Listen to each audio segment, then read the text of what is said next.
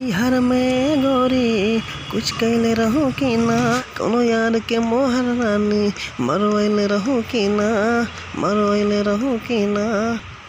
पियावा के कसम सच बोला रानी, पियावा के कसम सच बोला रानी। हमको आरे में गलती ता कैले बानी, हमको आरे में गलती ता कैले बानी। बाकी एक बेरी गंगा नहाइले बानी, बाकी एक बेरी गंगा नहाइले बानी। तो भाइयों, इसी के ट्रैक पे मैंने बहुत अच्छा मैटर लिखा है। आप लोग सुनना और पसंद अपनी बताना कमेंट में। वीडियो पसंद आए तो प्लीज़ एक लाइक ज़रूर करना भाई के चैनल को। हमरा के गोरी तू घायल कह दिहलो, यारवा के निशानी वापस तू पायल कह दिहलो। हमरा के गोरी तू घायल कह दिहलो, यारवा के निशानी वापस तू पायल कह दिहलो। कहवा से ई सब सिखाइले बाड़ू, कहवा से ई सब सिखाइले बाड़ू।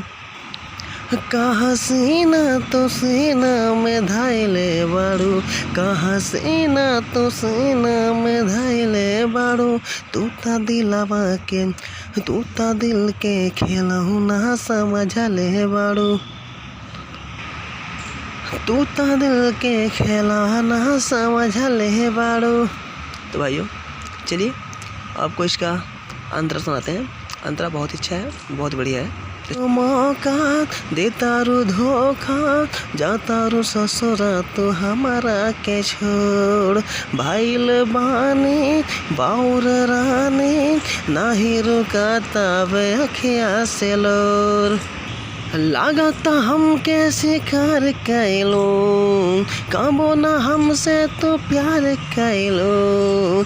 लागता हमके शिकार कैलो हो, काबो ना हमसे तो प्यार कैलो। नाही मनवा के भावना तो पूजले बाड़ू, नाही मनवा के भावना तो पूजले बाड़ू।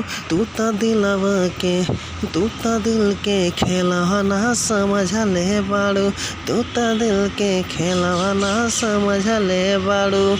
तो भाइयों, अगर आपको ये सॉन्ग पसंद आए तो प्लीज़ एक लाइक ज़रूर करना।